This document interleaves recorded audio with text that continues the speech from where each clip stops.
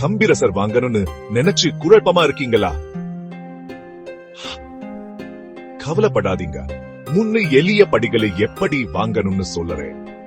முதல் படி, உங்களுக்கு கம்பிரசர் எதுக்கா வேண்டும் என்று தெரிஞ்சுக்கோங்க.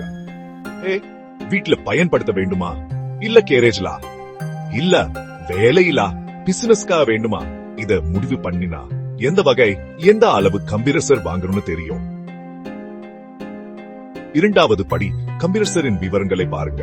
ஹார்ஸ் பவர், CFM, PSI, டெங்சைஸ் இதையெல்லாம் செக் பண்ணுங்க. உங்களுக்கு தேவையான அளவு மட்டும் வாங்குங்க, அதிகம் செலவு பண்ண வேண்டாம். மூணாவது படி, நம்பகமான பிராண்ட தேர்வு செய்யுங்க.